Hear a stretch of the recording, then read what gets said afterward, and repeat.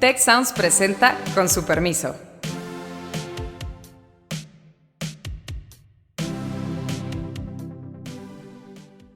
Con su permiso, soy Azucena Rojas y hoy tengo el gusto de presentarles a Miguel Santos, economista, especialista en administración pública, en finanzas, y quien es hoy el decano de la Escuela de Gobierno y Transformación Pública.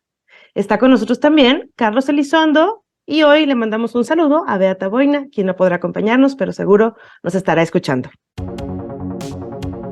Lo que es muy difícil de producir es la aglomeración de conocimiento, porque ese conocimiento está en los cerebros. Esta relación entre complejidad económica hoy y esperanza de crecimiento. Y México les ha fallado. O sea, creo que una cosa es también como la atracción de talento, por otro lado es la retención y pues que se queden y que ellos mismos empiecen a atraer más. Miguel, qué gusto estar aquí contigo. Y bueno, quisiera comenzar con un tema que seguramente pues sabes mucho por toda la experiencia que has acumulado a lo largo de los años, tanto en el Grow Collab de LSE como pues en el Grow Collab, el Lab de Harvard. Y es una pregunta que a mí me inquieta mucho y que tiene que ver pues con nuestra economía. La pregunta es, ¿qué es y cómo se mide la economía de la complejidad? Bueno, muchas gracias por la invitación. Encantado de conversar con ustedes. La complejidad económica, en principio, es una medida de cuánto sabe una sociedad. O sea, cuánto es la cantidad de conocimiento diferente que está aglomerado en una sociedad. La concepción de complejidad económica viene de una idea del mundo que es que para hacer productos o servicios se necesitan diferentes tipos de conocimiento. Entonces tú para hacer un carro, un vehículo, un avión, para prestar un servicio financiero, necesitas ensamblar diferentes piezas de conocimiento, imagínate como que fuesen piezas de Lego. Entonces, la clave está en que son complementarios perfectos. Eso quiere decir que si te falta uno, no lo puedes hacer. Entonces, todo este conocimiento diferente se aglomera en el hecho de hacer bienes y de producir servicios y prestar servicios, ¿no? Y la clave de esto es que si el mundo funciona como yo te acabo de describir, esto nos pudiera ayudar a entender cómo los lugares se diversifican, porque toda diversificación productiva le plantea a un país, digamos, cuando un país pobre o de ingresos medios se está planteando cómo puedo hacer cosas más sofisticadas que justifiquen mayores niveles de ingreso y de salarios para todo el mundo. Esa es una pregunta que padece de lo que se llama el dilema del huevo y la gallina. Tú no la sabes hacer porque no tienes los conocimientos suficientes y no tienes los conocimientos suficientes porque no la sabes hacer. Entonces es como que quisieras tener una industria de relojes, pero en el país no hay relojeros porque no existe la industria de relojes y luego no va a haber relojeros mientras no exista la industria de relojes. Entonces, la economía, la teoría de la complejidad económica, que viene de una idea original de Ricardo Hausmann y César Hidalgo, publicada o recogida en un paper en la revista Science en 2011, es simplemente decir, nosotros postulamos que los países se diversifican y rompen el dilema del huevo y la gallina, moviéndose a industrias y a servicios nuevos que requieran piezas de conocimiento similares a las industrias que ya existen. Entonces, si el mundo funciona así, esto te da la posibilidad de diversificarte específica para cada lugar. ¿Por qué? Porque el acervo de conocimientos y conocimiento productivo y capacidades de cada lugar es diferente. Entonces, en lo más breve posible, eso es lo que es la teoría de la complejidad económica, una teoría que se esfuerza en medir el nivel de conocimiento agregado que tiene una sociedad, no por el solo hecho de medirla, sino bajo la idea de que una vez que entiendes qué conocimiento productivo tiene una sociedad, puedes empezar a pensar en nuevos bienes y servicios que esa sociedad pudiera producir reempleando los conocimientos que ya tiene en lugar de adquiriendo nuevos conocimientos. Es como que te empeñes en montar un hub tecnológico o aeronáutico en Chiapas, por ejemplo, te hacen falta demasiadas capacidades productivas, pero probablemente puedes empezar a hacer algo nuevo para lo cual ya ahí existan suficientes capacidades productivas. Esa es la concepción y esa es la utilidad del marco conceptual. Y lo que es bien interesante de esto es que ustedes desarrollaron, que tú fuiste parte de esto, pero está originario por Ricardo Hausmann y César Hidalgo, una metodología con información muy específica, país por país, e incluso en algunos lugares entidad por entidad o ciudad por ciudad, que permite ir viendo lo que es muy potente, que es la complejidad económica de un país está desagregada en la complejidad económica de sus partes. Y un mismo país bastaría, para seguir con tu símil, que Chiapas tuviera la complejidad económica de Nuevo León para que México fuera casi un país desarrollado. Se dice muy fácil, pero es muy complicado. Tú tienes un trabajo donde tratas de analizar la complejidad económica de Chiapas y cuáles han sido los problemas para salir de ese círculo de por dónde empiezo para tener los relojes o los relojeros. Y algo se avanzó, digamos, pero se necesita como, y es lo interesante, creo, el mercado no te lo resuelve solo, ayuda, pero requieres políticas públicas. ¿Cuáles son esas? ¿Cómo son consistentes y estables en el tiempo? Bueno, ahí me hiciste trampa, porque me hiciste muchas preguntas. 18 preguntas, si no te voy a pedir que seas breve además. No, y lo voy a hacer. Cuando los países son muy grandes, Carlos, uno se plantea, bueno, México tiene potencial de desarrollar cierto tipo de producto, de puertas de aviones, por ejemplo, o algún otro tipo de producto.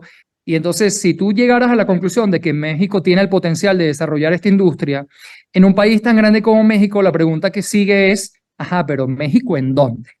Estás hablándome de Sonora, estás hablándome del sur, estás hablando de qué, porque México es un país que alberga muchos países adentro. O sea, por ejemplo, nosotros siempre decimos que Chiapas tiene un ingreso por habitante parecido al de Guatemala, mientras que Nuevo León tiene un ingreso por habitante como el de Corea del Sur. Entonces, la capacidad de diversificarse, primero, el grado de acumulación de conocimiento productivo de Nuevo León justifica la producción de una cantidad de bienes muy sofisticados que mantienen un alto nivel de salario. Si Nuevo León se quisiese diversificar, dado que Nuevo León prácticamente ya hace todo lo que se hace en México, Nuevo León tuviera que aprender a hacer cosas que se hacen hoy en día fuera de México o inclusive que no se hacen en ninguna parte, tuviera que innovar. En el caso de Chiapas, Chiapas hace cosas que son extraordinariamente básicas en términos de la agregación de conocimiento, porque su agregación de conocimiento es muy frágil y entonces le cuesta mucho atraer esas piezas de conocimiento diferentes y hace cosas que en promedio todo el mundo es capaz de hacer. Entonces, te digo esto solamente para decirte que la ruta de diversificación en cada lugar de un país grande difiere entre diferentes estados. Entonces, la receta básicamente o la recomendación que surge del marco conceptual es identificar industrias que tengan potencial en Chiapas, tienen el dilema del huevo y la gallina, ese dilema no se resuelve solo y entonces hace falta en los estados que una autoridad del gobierno esté pensando qué industrias tenemos, cuál es nuestro acervo de conocimiento, cuáles industrias pudiéramos tener reempleando ese conocimiento que ya existe. Y luego la pregunta clave, ¿por qué no las tenemos? Si este set de industrias tiene potencial de surgir en Chiapas porque depende de capacidades productivas de las cuales una proporción significativa ya se encuentra en el lugar, la pregunta natural que sigue es ¿y por qué esto no se ha dado espontáneamente? Entonces ese es el dilema del huevo y la gallina. Lo que pasa es que si tú partes de la base de un producto que necesita, imagínate, 20 tipos de ocupaciones distintas y tú tienes 18, tienes que resolver el dilema del huevo y la gallina para dos ocupaciones, dos capacidades productivas, dos inputs del proceso que te están faltando. Si tú escoges cualquier cosa al azar porque quieres hacer algo sofisticado en Chiapas, probablemente de esas 20 te estén faltando 17 o 18. Entonces, la acción del gobierno en resolver los dilemas de coordinación de los que ahora podemos hablar, que evitan que una industria con potencial surja, es mucho mayor, porque ahora estamos hablando de, mira, quisimos hacer un hub aeronáutico en Chiapas y nos hacen falta 19 de 20 capacidades productivas. Eso no es lo mismo que decir, quisimos montar una escuela de idiomas en San Cristóbal de las Casas. Los estados que tienen escuelas de idiomas, como Oaxaca, demuestran que necesitas 20 capacidades productivas, de las cuales ya Chiapas tiene 17 o 18. Entonces, la acción del Estado va a resolver esas tres, no el conjunto entero. Oye, y ahí, bueno, Miguel, pensando en esa intervención del Estado, que creo que aquí es básica, ¿no? Por lo que nos estás comentando, pero sabemos que los recursos de alguna manera son escasos, tanto en económicos como en tiempo, fuerza. Para equilibrar un país como en México, en donde las diferencias pues entre el centro, el norte y el sur son tan dispares, ¿por dónde empezar? O sea, ¿tú por dónde recomendarías? ¿O sería mejor, en lugar de pensar estado por estado, pensar como en términos regionales? ¿Eso ayudaría como a mover las cosas de una manera más rápida? ¿Hay algún ejemplo en donde se haya logrado darle pues, la vuelta a cierta estabilidad en el desarrollo? Bueno, fíjate, la teoría de la complejidad económica existe y se ha sustentado en hacer un test de si yo mirara hacia atrás, esta teoría efectivamente predice lo que ocurrió en el futuro. Entonces, por ejemplo, yo hice un trabajo durante 2 años en Panamá. Cuando llegamos a Panamá, dado que Panamá tiene muy buenos datos, que es el caso de México, o lo era hasta hace muy recientemente, tengo tiempo que no trabajo con cifras mexicanas, una pregunta que nos hicimos es, si a nosotros nos hubieran llamado a trabajar en 1990 y hubiésemos aplicado todas estas herramientas, ¿hubiésemos podido predecir lo que apareció en la economía panameña en términos de diversificación en 2010? La respuesta inequívocamente es sí. O sea que el marco de complejidad económica efectivamente es una teoría que ayuda y que tiene espejo en la práctica a predecir cómo los países se diversifican. No se diversifican aleatoriamente, sino que se diversifican moviéndose hacia nuevas industrias que requieren capacidades similares a las que ya existen. Entonces, en esa situación, digamos, sigue siendo difícil producir el desarrollo. No quiero ni siquiera vender esto como una receta mágica, simplemente que el problema, que tiene una complejidad muy grande, lo hace un poco más pequeño. El punto que hacíamos nosotros en Chiapas es que, por ejemplo, te pongo un ejemplo muy concreto, México perdió toda su industria de textiles entera con los chinos a la vuelta de 20 años. Parte de las industrias que México había logrado desarrollar, que eran de mano de obra intensiva, se ubicaron en el centro norte del país y las perdieron cuando China se incorporó a la economía mundial y básicamente fue capaz de producirlas mucho más baratas. En ese momento, digamos, el país fue incapaz de producir una respuesta en el sentido de estas industrias se volvieron menos competitivas porque estaban en el norte, que fue una región muy exitosa de México. Como fue muy exitosa, los salarios crecieron mucho. Eso es exactamente lo que se llama desarrollo. Eso es lo que nosotros estamos buscando producir. Es un éxito, pero te hace que te mueves hacia industrias más complejas y te vas haciendo menos competitivo en industrias de mano de obra intensiva que requieren menos conocimiento.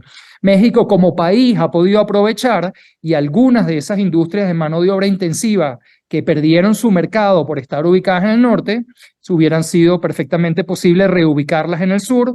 Algunas lo hicieron, podemos hablar de algunos ejemplos de eso, porque el sur tenía lo que el norte no tenía, mano de obra educada, desempleada a un costo de oportunidad muy bajo. Entonces es un caso muy claro de una estrategia regional de diversificación que necesitaba de un mecanismo de coordinación nacional, que alguien a nivel México estuviera mirando estas diferentes piezas y esta evolución productiva.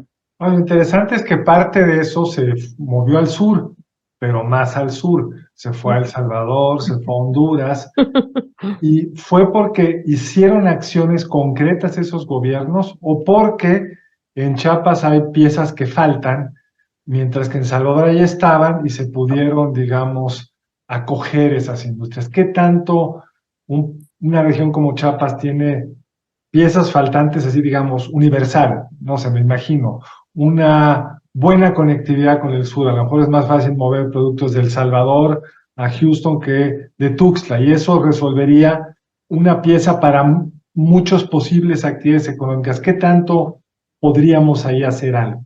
Bueno, fíjate, Chiapas es un caso irónico porque si tú piensas que capacidades productivas son instituciones o son bienes públicos o también es know-how, durante los 20 años que van del 94-95, luego de la Revolución Zapatista al 2015, ahí se puso en Chiapas todo lo que es bienes públicos de cualquier naturaleza. Digamos, Chiapas tiene un sistema de carreteras extraordinario. Santiago Levy había hecho un trabajo que denunciaba la radialidad de las carreteras alrededor de la Ciudad de México y desconectaba a Chiapas.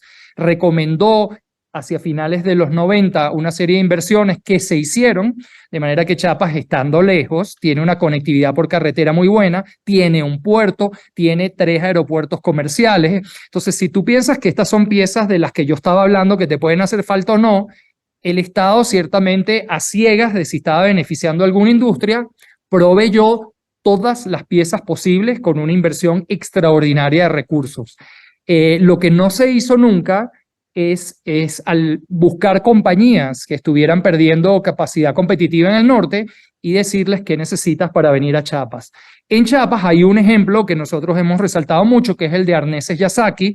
Es una compañía que produce arneses de vehículo y los exporta en su totalidad a Estados Unidos y a Japón. Se producen en Chiapas. Bueno, ¿cómo llegó una compañía con ese grado de sofisticación relativa? Es mano de obra intensiva, pero ¿cómo llega una compañía con ese grado de sofisticación a Chiapas? Porque Ernesto Zedillo en 1995 los visita en el norte y les plantea que abran, en el medio del contexto de la post-revolución zapatista y medio acuerdo de paz que nunca se materializó, les pregunta qué necesitarían ustedes para reubicarse en Chiapas. O sea, Ernesto Zedillo está tratando de resolver el dilema del huevo y la gallina. Activamente busca una compañía que piensa, porque depende de mano de obra intensiva barata, que tiene posibilidades de triunfar en Chiapas, y les pregunta qué les hace falta. La respuesta de Yasaki es terrenos. Ciertamente en terrenos en Chiapas es un problema porque una cantidad significativa del Estado es propiedad comunal, eso se conoce bajo el usos y costumbres, y las que están alrededor de las ciudades pobladas, que es donde estas compañías quieren estar, porque ahí está la aglomeración de conocimiento que necesitan. Ciertamente había una disponibilidad de terrenos muy baja. Eso es lo primero. Lo segundo que le pide es bastante razonable, que el gobierno le financie por 3 meses a Arneses Yasaki el entrenamiento de un conjunto de trabajadores para desempeñarse en la línea de producción. Eso se produce, ambas cosas se producen, y en 1995 Yasaki abre una planta en Tuxtla Gutiérrez con 600 empleos. Bueno, hoy en día, hasta donde yo trabajé, tenía 6 plantas y estaba planificando abrir 2 más, con un total de empleos alrededor de 3.000.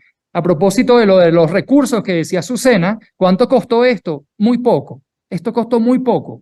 Esto costó básicamente que hubiese alguien pensando qué industrias tienen potencial aquí, buscara compañías que están en esas industrias y les preguntara.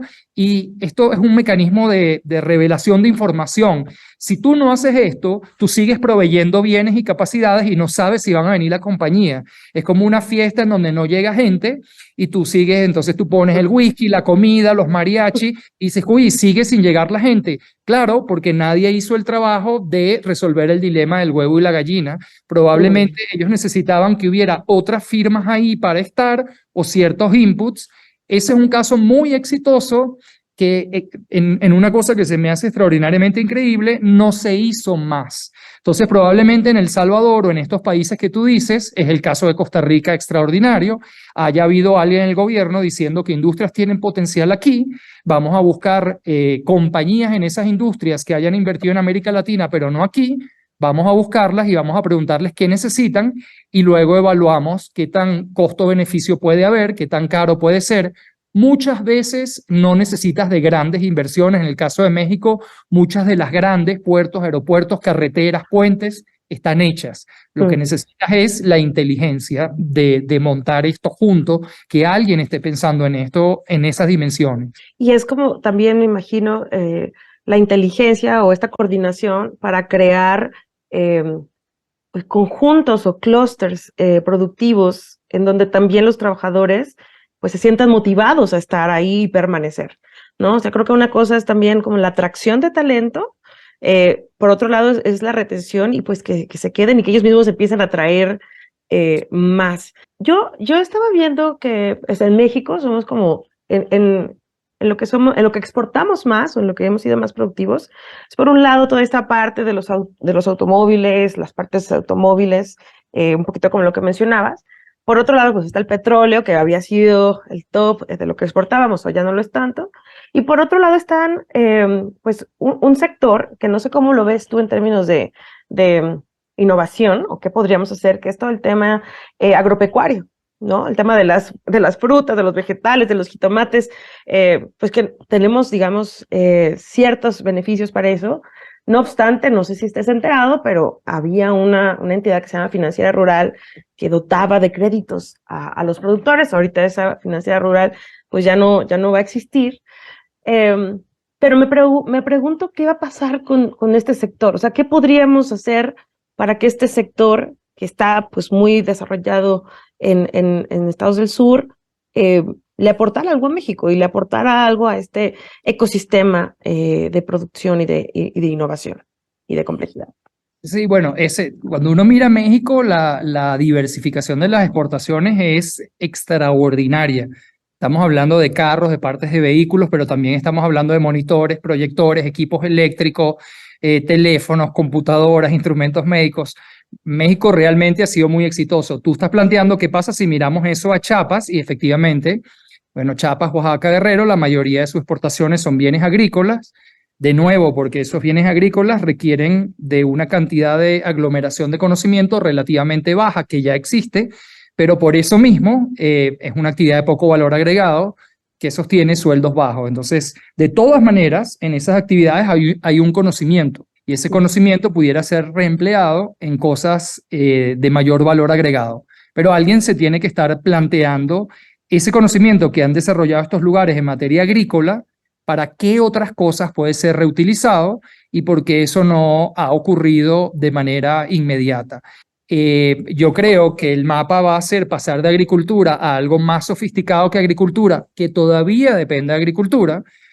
Chiapas no se va a pegar un gran salto a producir cosas extraordinariamente complejas y de valor agregado, porque de nuevo, lo que es muy difícil de producir, tú te puedes gastar todo el dinero que tú quieras en el Estado. Lo que es muy difícil de producir es la aglomeración de conocimiento, porque ese conocimiento está en los cerebros y entonces tuvieras que producir ahí una aglomeración de cerebros de diferente naturaleza. Entonces, de nuevo, pensando en lo que hablábamos al principio, resolver el dilema del huevo y la gallina, es bueno, yo puedo tratar de traer uno o dos tipos de conocimiento que falten, que yo agregándoselos al tipo de conocimiento que ya está ahí, me den una industria más moderna posible. Y luego esto es como las amistades. Una vez que tú tienes esa industria más moderna, a su vez quedas cerca, más cerca de otras que hoy en día no llegas, como cuando conoces a alguien y ese alguien a su vez te hace más cerca a su network de personas. Entonces es una evolución neural en ese sentido. De hecho, toda la teoría de complejidad económica es una red neural.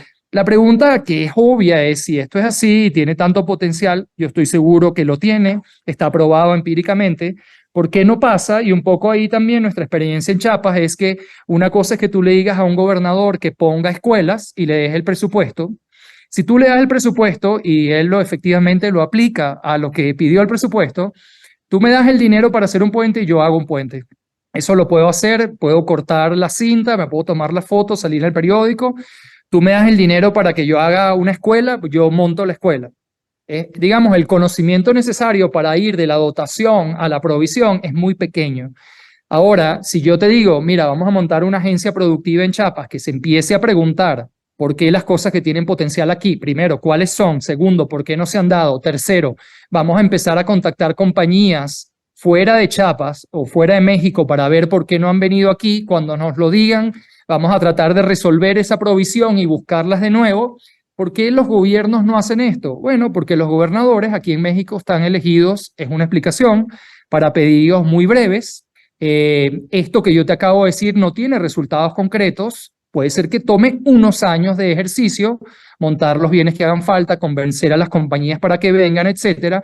En el caso de Chiapas y en el caso de casi cualquier otro gobernador que tenga una preocupación política, ya no por ser reelecto, que no puede, pero porque su sucesor dentro del partido sea reelecto, una preocupación clave es, esto va a dar resultado en el periodo de horizonte político que yo tengo y no sería mejor dedicarle esos recursos a seguir haciendo escuelas y seguir haciendo puentes y cosas que son mucho más tangibles y por las cuales puedo decir que dejé un legado en el lugar. Entonces hay como un dilema de economía política de que lo que te estoy diciendo que puede ayudar y alguien se lo tiene que empezar a hacer en algún momento es algo que es incierto, que exige un proceso de aprendizaje, aprender cuáles son las industrias, aprender por qué no han venido, proveer las capacidades que están faltando, que toma su tiempo y que políticamente ese tiempo puede estar más allá del horizonte político del responsable por el lugar, la región, el estado o la ciudad. Ahora, una de las intuiciones de toda esta teoría, Miguel, es que,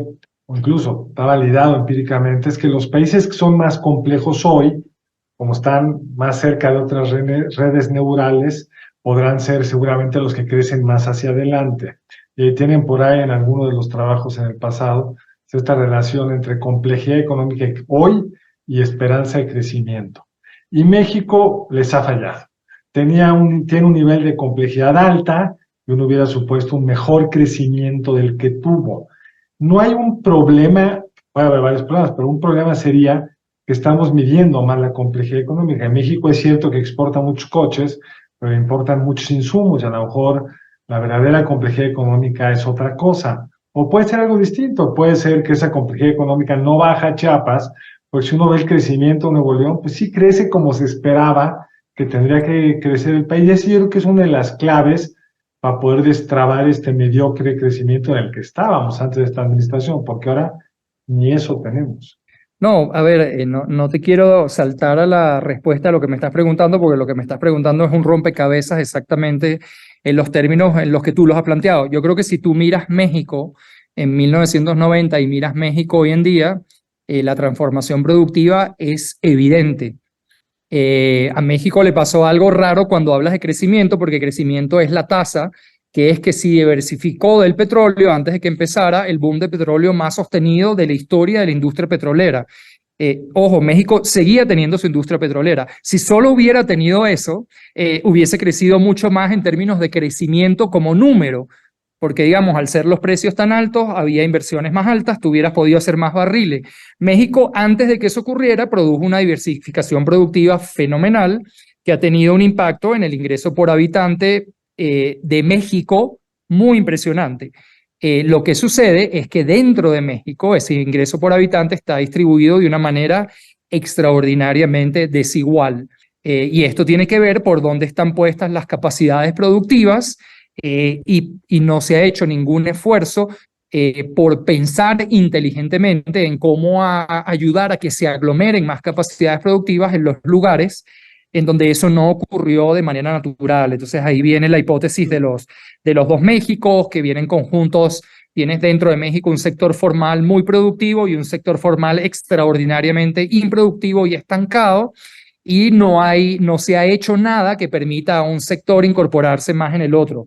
Esto, por cierto, es súper relevante a efectos del tema de nearshoring, del que se viene hablando recientemente, porque las compañías que quieran hacer nearshoring, que estén en Estados Unidos y quieran contratarle a un proveedor que le quede más próximo que su proveedor actual, las van a querer poner en donde haya mayor aglomeración de conocimiento dentro de México. Y ya sabemos nosotros dónde están las mayores aglomeraciones de conocimiento.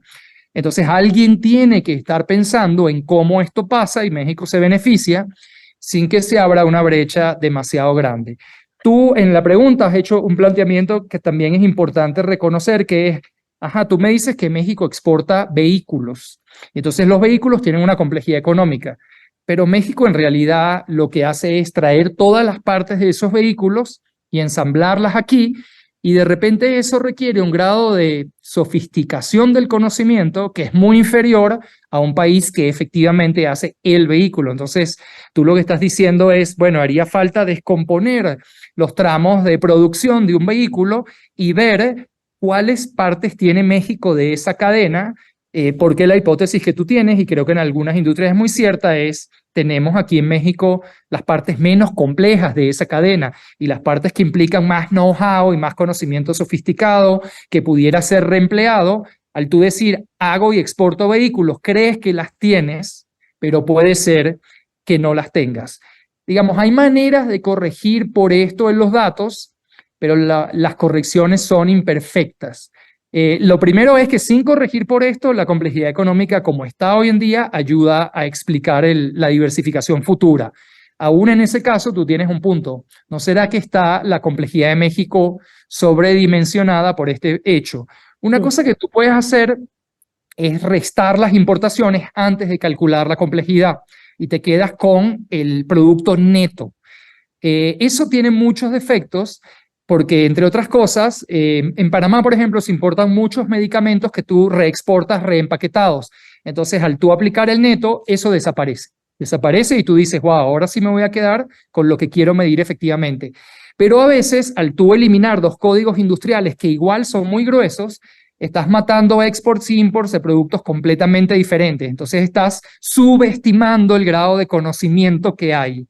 En el caso de los vehículos y sus insumos, son productos distintos, entonces no tuvieras una manera de eliminar unos por otros. Lo único que sí podemos hacer es corregir por reexportaciones directas. Pero bueno, esto me vale para decir que el marco conceptual no es perfecto, que tiene errores de medición, como tienen muchos de los marcos conceptuales que utilizamos para pensar en estas teorías de crecimiento y diversificación. Oye, Miguel, el tiempo se nos va a acabar como siempre y yo quisiera que nos platicaras un poco de a qué viniste a México.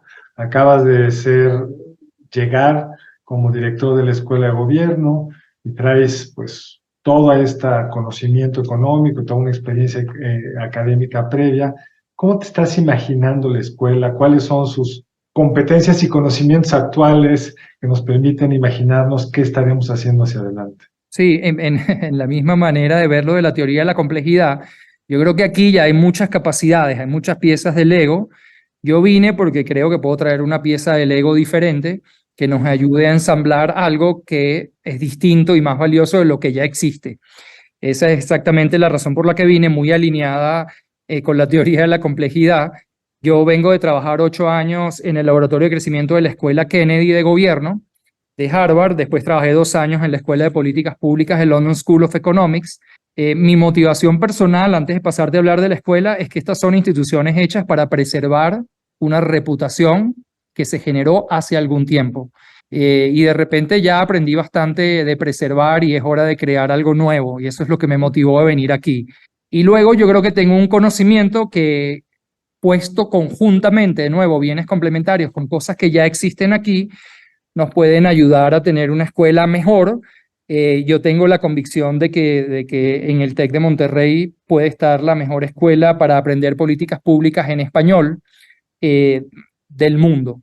Que si alguien se plantea cuál es el lugar para aprender estas cosas, la respuesta inmediata, que hoy en día no es inmediata, hay alguna en Madrid, más o menos, hay otras en Colombia, Argentina. Nosotros creo que podemos primero internacionalizar la escuela, traer diferentes piezas de conocimiento de otros lugares. Segundo, incorporar algunas tendencias que ya uno observa en otras escuelas del mundo de gobierno, que aquí son más incipientes, como por ejemplo poner a los estudiantes a resolver problemas del mundo real en la medida en que están estudiando, después de un periodo de formación inicial, evidentemente, y con la supervisión de los muchos profesores que existen aquí en sus áreas de especialidad, empezar a generar un vínculo directo entre problemas que existen afuera, para los cuales hay datos, pero los responsables, sea un secretario de Estado, sea un gobernador, sea un alcalde, no saben bien qué hacer, poner estudiantes acompañados por faculty a pensar y a aportar a la resolución de problemas del mundo real. Me parece que es algo que podemos hacer más agresivamente. Entonces, digamos, con esas 2 ideas, yo te diría internacionalización de la escuela, que significa de sus estudiantes y de su faculty, para traer poco a poco nuevas letras que nos permitan ensamblar cosas que hoy en día no se hacen en ninguna parte y que son muy complejas. Eso por un lado, y por otro lado, conectar inmediatamente, luego de un periodo formativo, a los estudiantes de gobierno y de políticas públicas con la resolución de problemas del mundo real. Yo soy venezolano. En Venezuela, cuando tú estudias medicina, tienes que hacer 2 años que se llaman la rural. Una vez que te gradúas, te lanzan por ahí en un hospital rural y tú pasas 2 años viendo toda suerte de casos que te llegan y debes resolver, después de los cuales tienes un acervo de conocimiento extraordinario generado en el hacer. El estudiante de políticas públicas y de gobierno nunca tiene esa posibilidad. El estudiante estudia aquí con algunos maestros que estuvieron en gobierno, con algunos más teóricos que le enseñan cómo pensar sobre los problemas, pero durante su fase formativa nunca tiene la oportunidad de ir ahí y entender qué implica hacer, porque el estudiante de políticas públicas quiere aprender a pensar, seguro, pero también quiere aprender a hacer. Entonces, para aprender a hacer es necesario el hacer, el know-how, aprender haciendo. Entonces, darle oportunidades para que poco a poco se vaya integrando con el mundo real, supervisado, de manera de que luego de que pase aquí con nosotros 1 año y medio o 2 años, tenga ya una experiencia de lo que significa pensar en un problema, concebir una solución y negociar con el entorno político del lugar, no la solución ideal, sino la solución que es posible implementar dadas las restricciones políticas de capacidad de Estado. Ojalá que con eso podamos tener próximamente un estudiante que llegue a Chiapas, ¿no? y logre cerrar esas brechas de las que estuvimos hablando al inicio. Espero que sí, la verdad. Estamos muy contentos con tu llegada, muy, muy afortunados, la Escuela de Gobierno y Transformación Pública. Miguel, se nos acaba el tiempo, efectivamente ya estamos fuera, pero no sé si quisieras darnos unas últimas palabras y bueno, muchas gracias también a Carlos. Miguel. No, muchísimas gracias a ustedes por la invitación. Entre muchas otras cosas que vamos a enseñar en la escuela está estos conceptos que he compartido con ustedes de complejidad económica, pensar en qué es lo que produce el crecimiento y el desarrollo. Estas cosas no están decididas. Estas cosas son cosas que estamos aprendiendo y compartiendo. Entonces, si hay alguien que nos está escuchando que es entusiasta por estos temas y quiere empezar a aprender en dónde se encuentra el debate en este momento y adquirir la capacidad de contribuir, bueno, ya sabe dónde lo puede hacer, en la Escuela de Gobierno y Transformación Pública del TEC de Monterrey. Muchísimas gracias. Bueno, pues con esto terminamos por el día de hoy. Nos quisiéramos seguir todavía platicando más. Espero que te podamos volver a invitar más adelante, por supuesto. Y bueno, a todos y a todas, muchas gracias por escucharnos. Por favor, pongan sus comentarios en @CienciasSocialesTech. Nos escuchamos la próxima semana. Muchas gracias. Si quieres conocer más sobre el comercio y los negocios, te invitamos a escuchar Territorio Negocios. La experiencia del cliente o del usuario es cada vez más importante. El podcast en el que hablamos sobre las nuevas tendencias de innovación, emprendimiento, finanzas y liderazgo en México y en el mundo. Escúchalo en Spotify, Apple Podcast y Google Podcast. Muchas gracias al equipo del Tecnológico de Monterrey y de Tech Sounds. Productora ejecutiva, Lisbeth Siller. Productoras de Con su permiso, Stephanie Cisneros y Eva Obando. Diseño, Lisette Rodarte. Analíticos y alianzas, Lilia Martínez. Postproducción, Max Pérez y Marcelo Segura. Les invitamos a escuchar el siguiente episodio de Con su permiso y el resto de programas de Tech Sounds en los canales de su preferencia.